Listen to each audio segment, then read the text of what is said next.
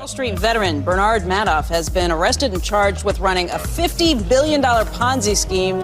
Congress wants to know what caused the Enron meltdown. Now, while the collective rage currently is focused on WorldCom, Tyco CEO Dennis Kozlowski was convicted of looting hundreds of millions of dollars. This is one of the biggest fraud cases ever.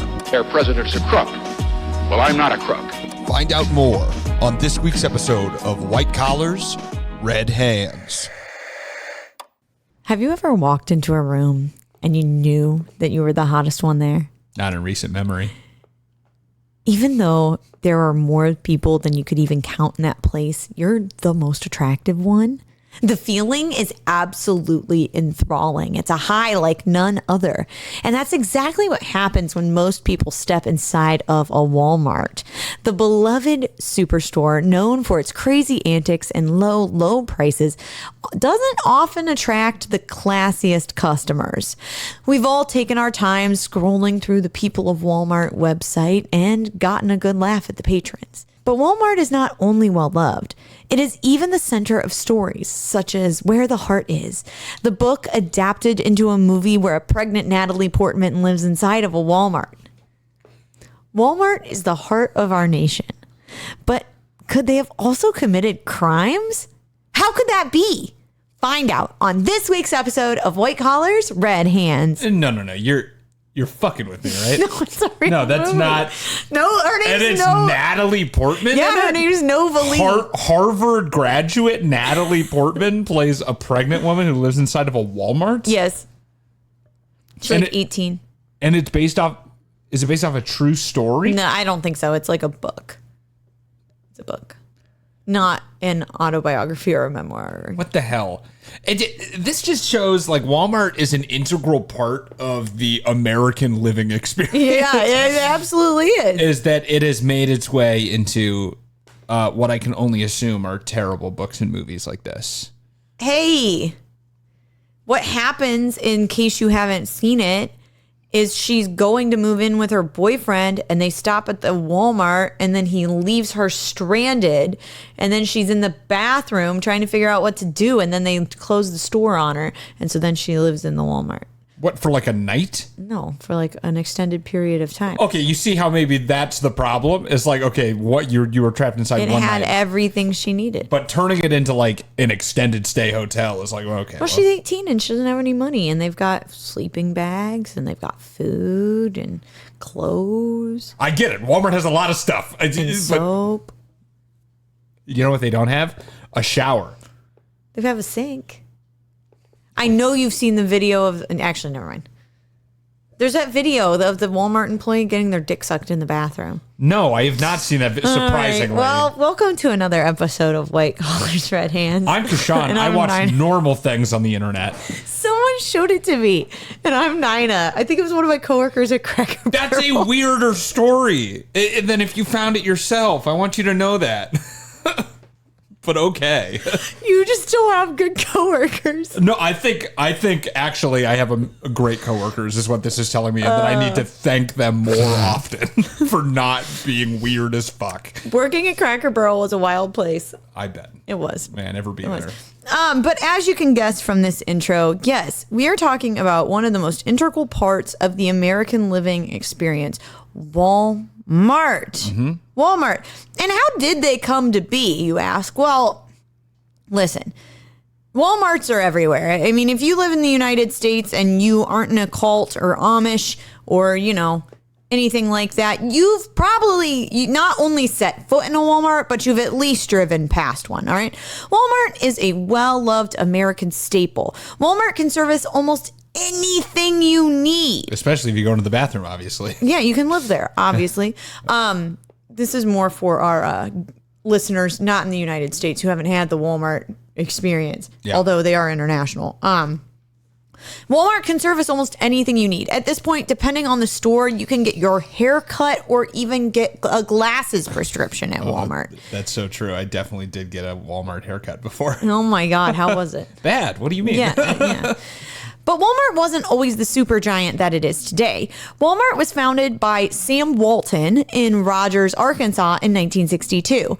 His original vision still holds true for Walmart today. He envisioned Walmart as a store where you could buy items for a lower price than other competitors, making it a store that truly cares about the customer.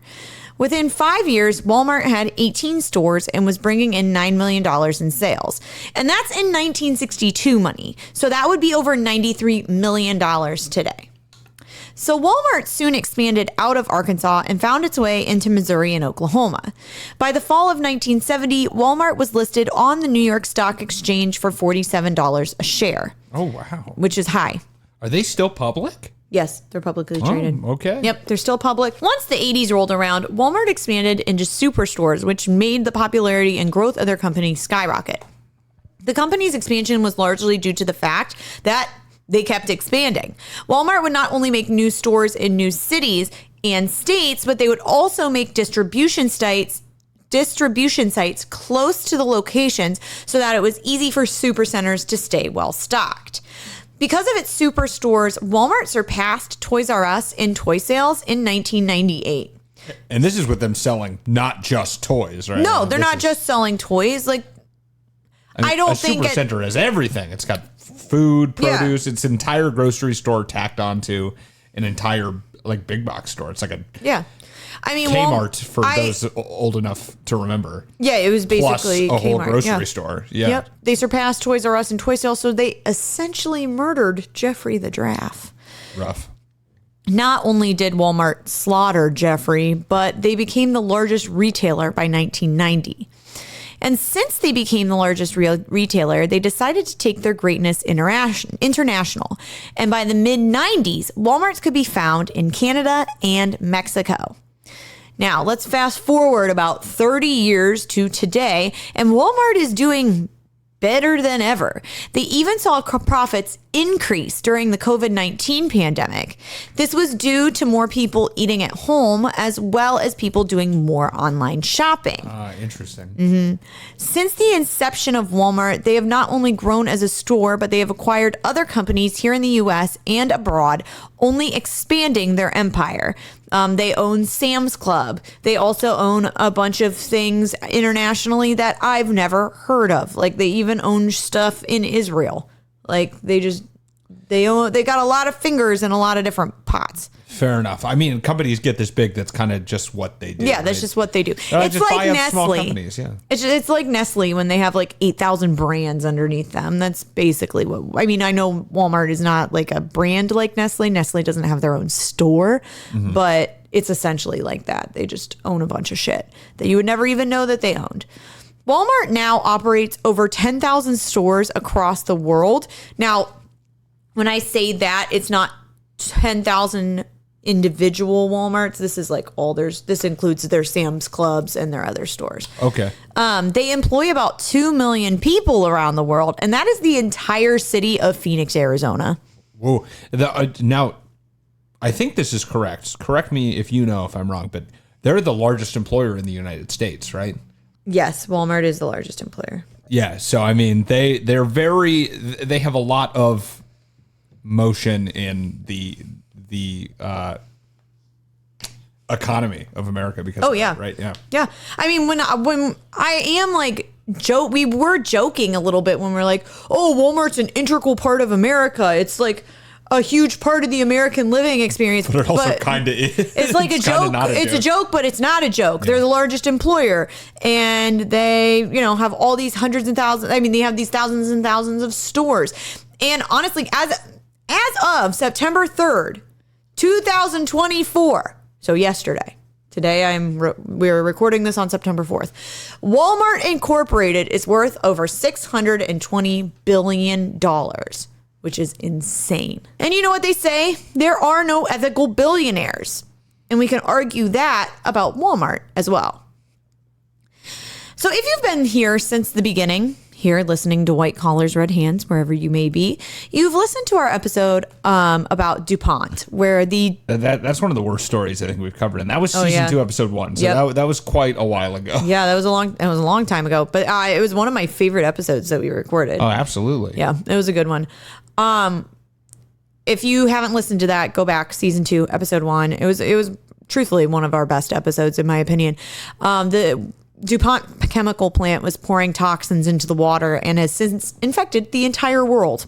Unfortunately, large corporations contaminating the planet is far from new. Walmart Incorporated is no exception. I'm going to kind of cover all this in one swoop, but Walmart had actually 3 separate criminal cases regarding environmental crimes. It was found that Walmart employees were mishandling hazardous materials in stores across the country. Walmart had no policy in place for what employees should do with hazardous materials, thus creating an environmental catastrophe. When customers were returning insecticide, fungicide, or rodenticide, is that how I say it? Rodenticide. I don't know. Yeah, sure. Killing rodents. Rat poison.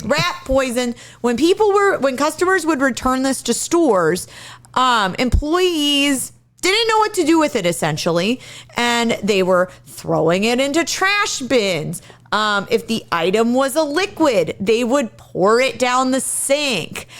And here's the thing. I could see throwing it in the trash, but pouring it down the sink, I feel like that's common sense. However, these are Walmart employees. So, yeah, as someone who works in labs where there is very defined rules for how to discard of basically every chemical that you come into contact with, yeah, that hurts. You definitely don't just pour stuff down the drain, man. So if I do want to get rid of a cleaner, how should I get rid of it? Cleaners are usually fine down the drain. Just like if you're really worried about it, a lot of the time turn on the water as well. So flush it down with water. And if it's anything too dangerous, it'll usually tell you on the packaging bottle how to dispose of it. Yeah, things like these are environmental hazards, and especially it's more the volume you're generating and putting into the water is bad. So if they get a large return of this and they're putting a lot in, then it becomes and the issue wasn't that this was just at one store. This was at all of their thousands of stores. Yeah, because like the EPA puts limits on the amount of different trace materials that can be in the water that's outflowed from companies. So yeah, I don't know how that works with. I worked at a place where it was the entire plant could only output, like they would test at the output of the plant, and then if any of our levels were over a certain amount, then the EPA would get notified, and it'd be like a very big issue. So I don't know if it works like every Walmart is collective. Like if you output so much waste a year, then you get flagged and fined by them. I don't know. Probably.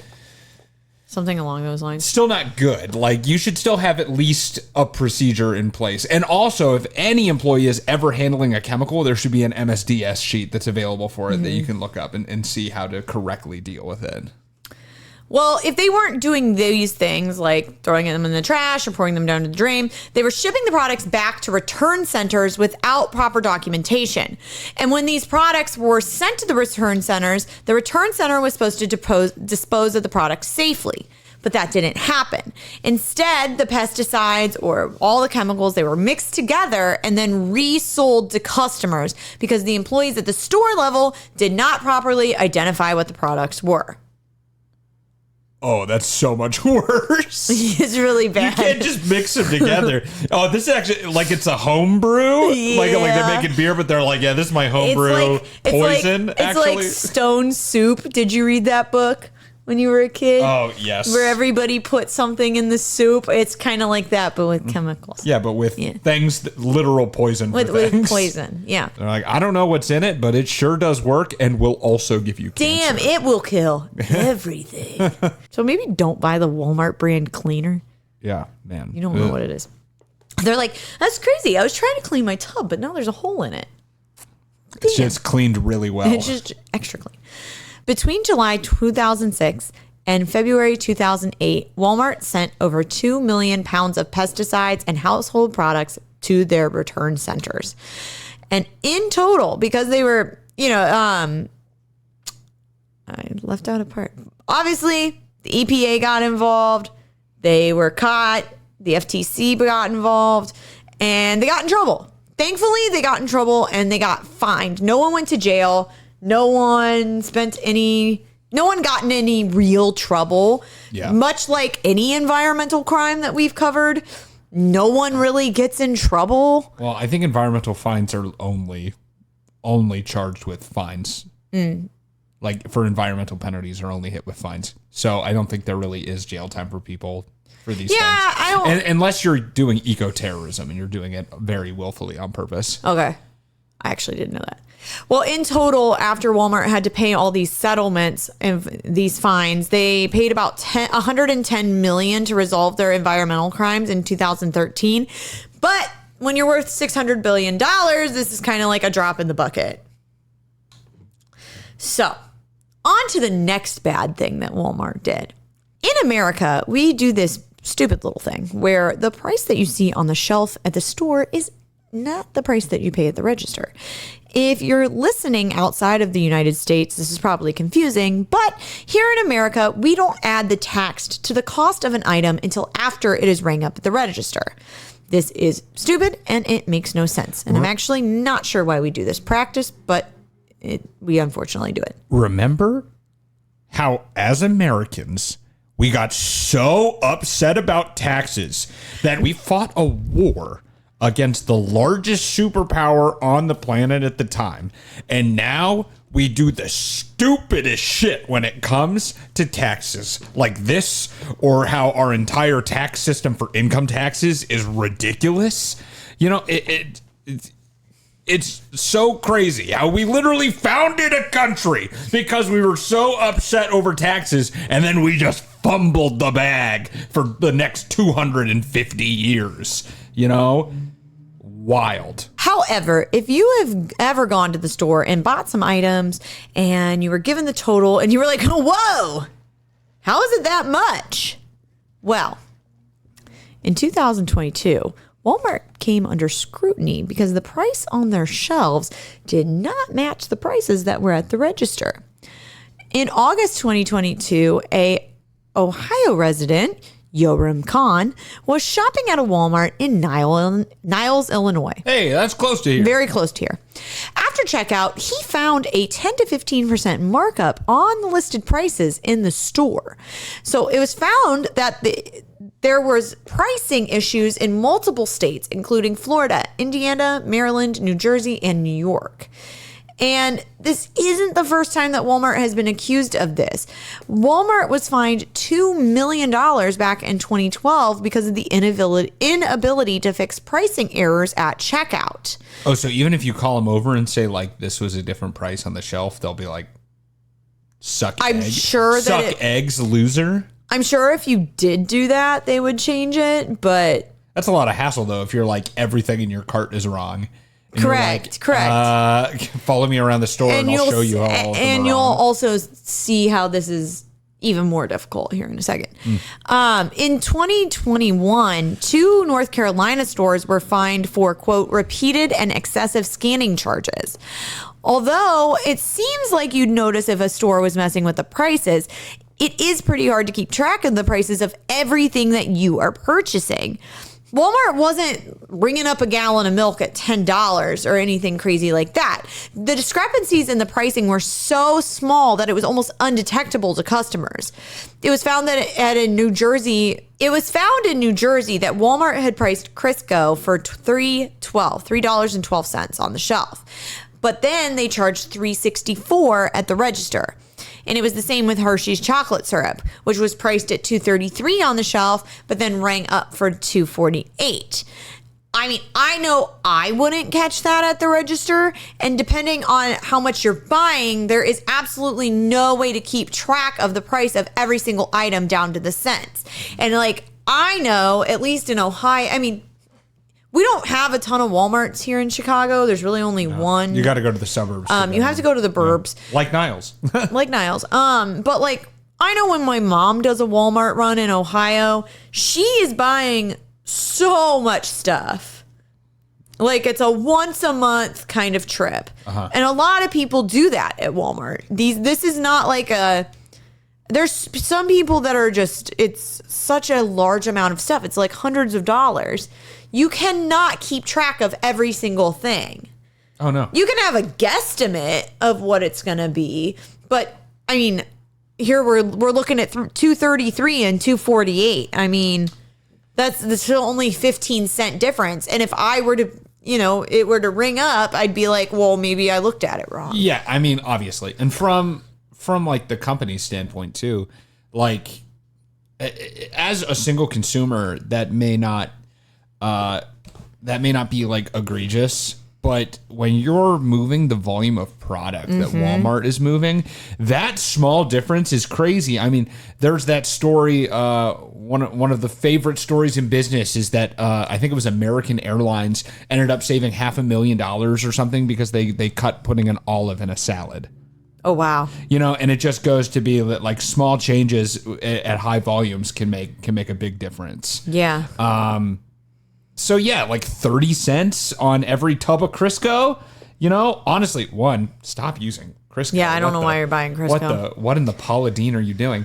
But two, yeah, I mean, they're selling a lot of Crisco. So 30 extra cents, that adds up pretty quick. Well, right. And then if you're doing that on almost every product in your store, there's thousands of items inside of Walmart. I mean, you've got so many different things in there that you're making millions of extra dollars at this point by ripping people off. It moves the needle for sure. In June of 2024, Walmart paid a settlement of $1.6 million to New Jersey customers for their pricing issues. This is a joke considering they have no idea how many customers were victim to this faulty pricing. And there's no way to know how much each person got ripped off. Well, you also just know this was a class action suit too, right? And yeah. And they probably, every person got like $1.14 or something. Yeah, something that filed tiny. For it, because it probably opened to literally anyone that shopped at a Walmart in New Jersey in the past. Yeah. However many years, right? So at the end of the day, almost no one gets money from it. So, right. I mean, it's good that it was funneled out of Walmart, but that's not that much money. No, not to a $600 billion company. This is nothing. No. Walmart is now facing a class action lawsuit, a different one, for deceptive pricing. This was new as of last month. So if we hear any updates about the case, we will let you know. Was there ever any hint that was done willfully, or was it just kind of like really bad programming on their back end? Like their prices that they were putting on the shelf just weren't matching up with what was rung up in their systems? They didn't, from what I could find, they didn't say that. I'm sure that's what they would blame it on anyway, and that it wasn't on purpose. Either way, they're either doing it willfully or recklessly negligent in not knowing, right? To bring up some shit you read in legalese a bunch.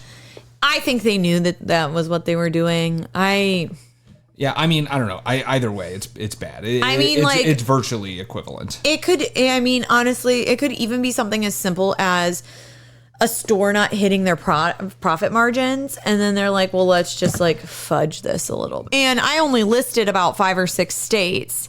And obviously, you didn't even list Illinois, and it happened in the one you mentioned was in Illinois. So yeah. That's at least one more, yeah. Yeah.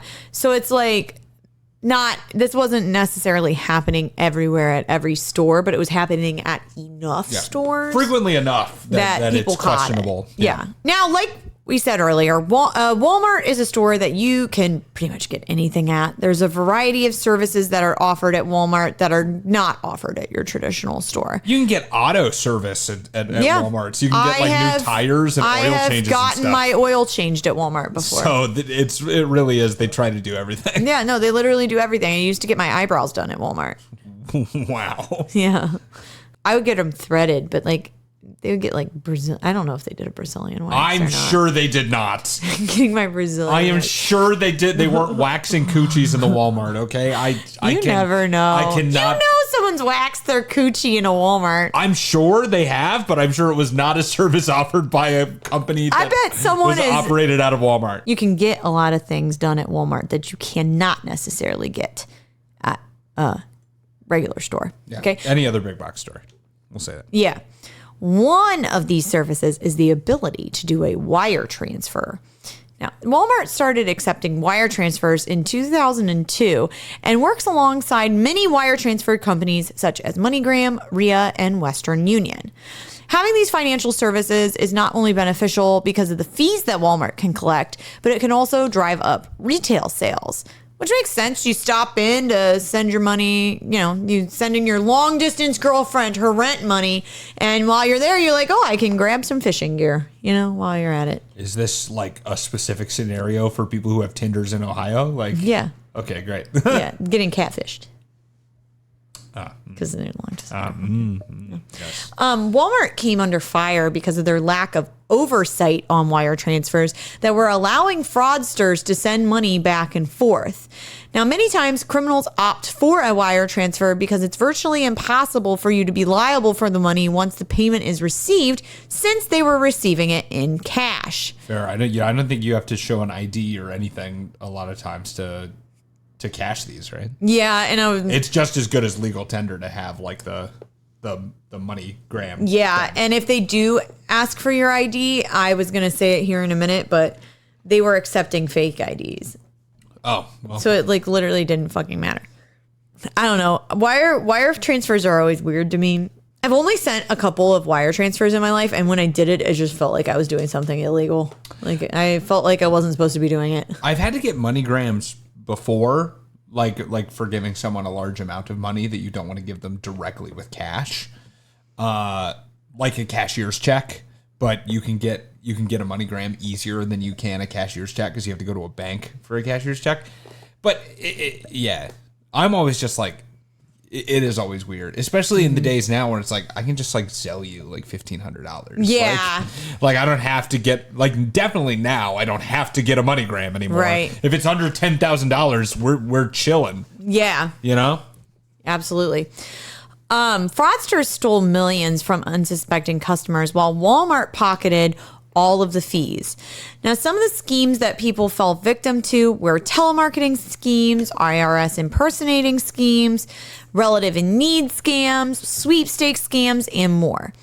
From 2013 to 2018, more than $197 million of transfers were subject to fraud complaints. Walmart has about $1.3 billion in payments that are connected to fraud from 2013 to 2022. Just like hazardous waste, Walmart failed to educate employees about the signs of fraud and actually instructed employees that if they suspected a wire transfer was fraudulent, to send it anyways, because Walmart received payment for both sending the wire transfer and receiving the wire transfer.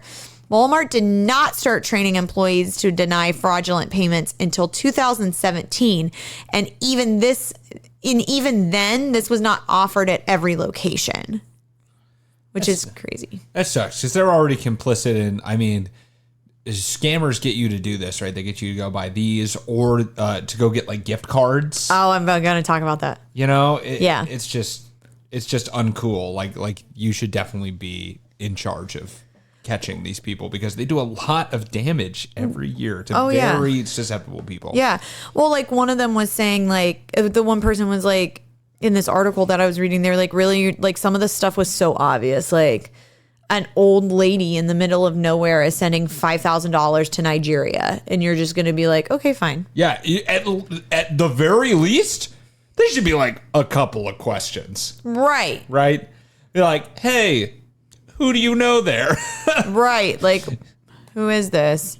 She's Stuff like that. She's like, well, I don't want to give anything away, but they might be royalty.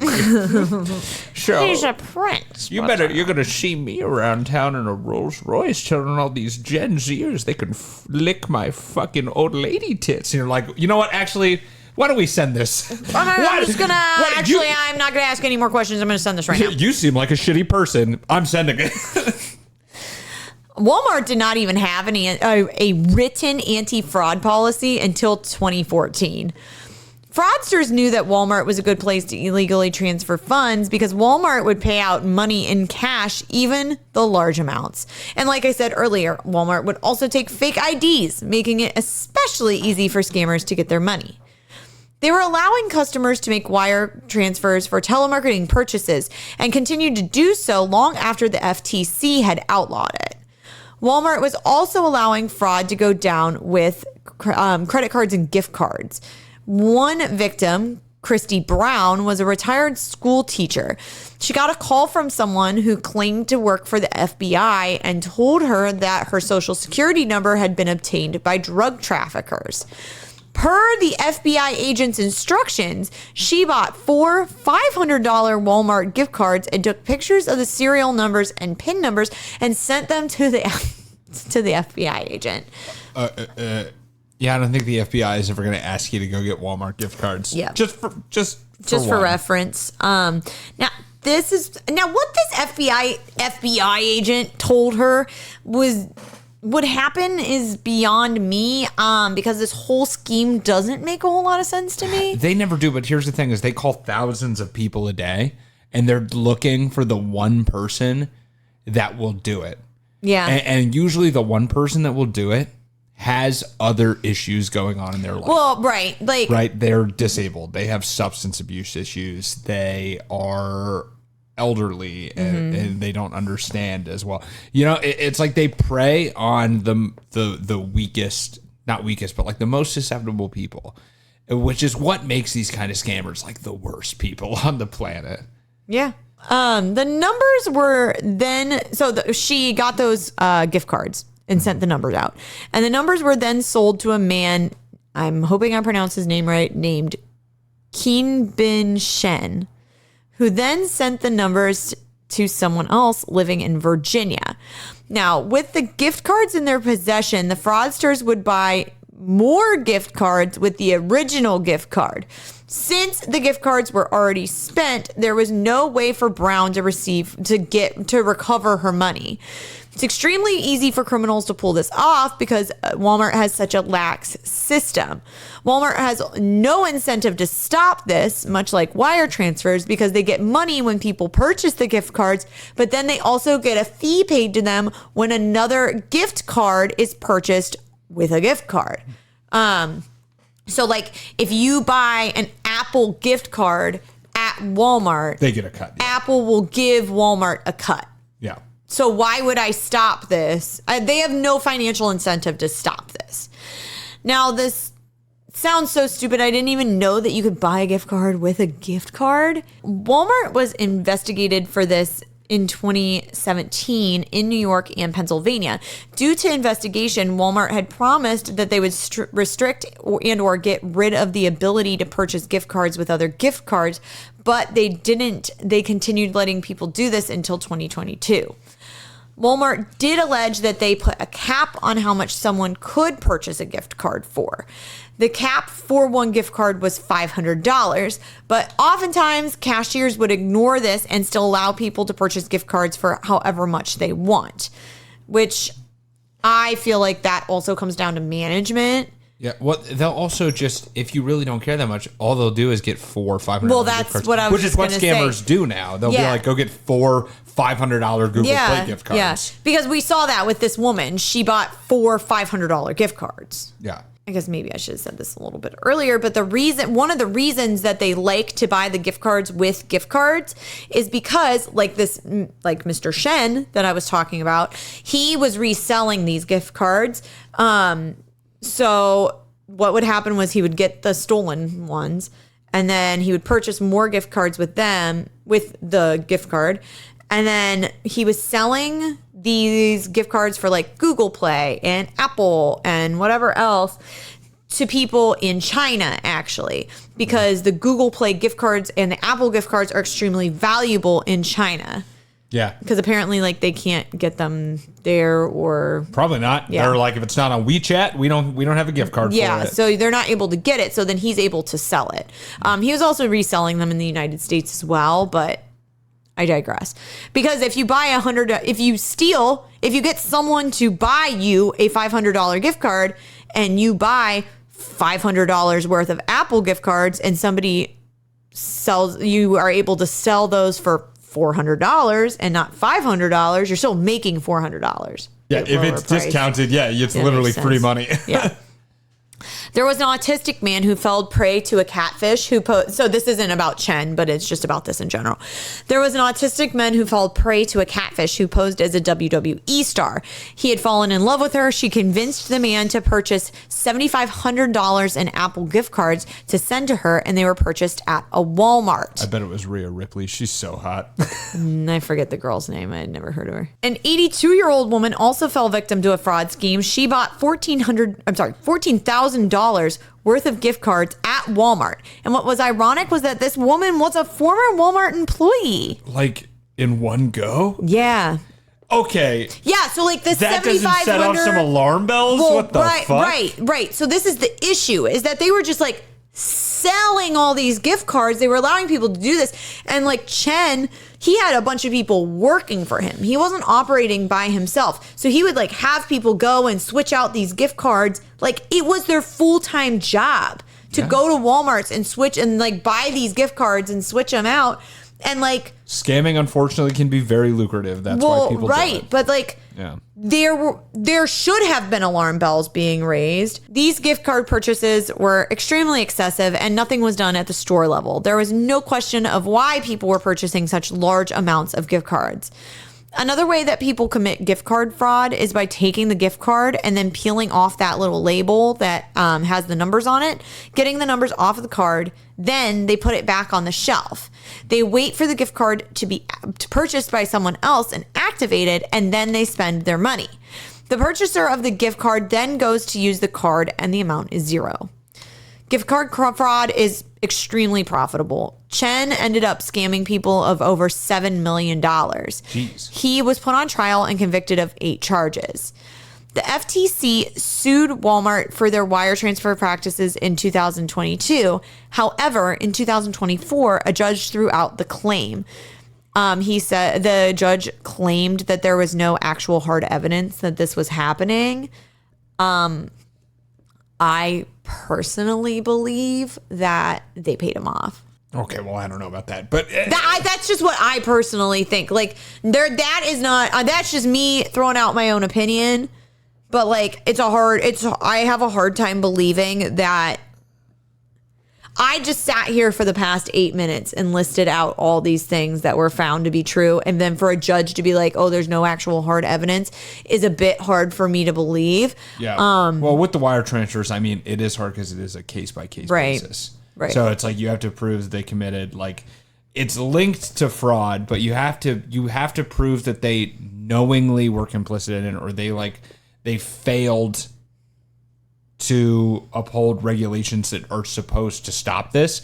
And I think this comes down to there's probably less regulations on Walmart than there is on a bank. Oh, absolutely. Where actually on a bank, you obviously have all of these anti-money laundering policies that are in place that they have to check and do their due diligence with accounts and things that are happening. I don't think Walmart is held to the same standard. So it's probably that. And I feel like it would probably come down to we need to impose more strict regulations on the ability for just random companies that sell, condoms and toilet paper and mangoes to also be doing this. There's no reason for it. It's like there's actually no reason for there to be superstores if we really want to get down to the nitty gritty of it. I mean, it's convenient. They make money, but they definitely need to be held to a higher standard. Right. No, I agree with you.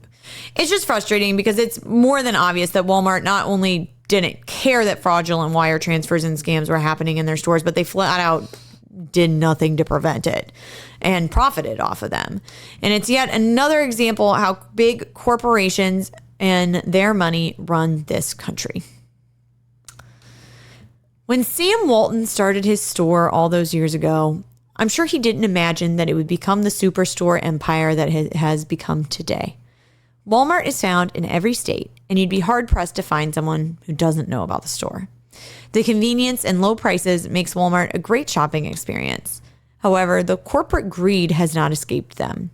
I could have done an entire season of the greediness and straight-up batshit crazy things that Walmart has done to screw over the customer, as well as their employees in the name of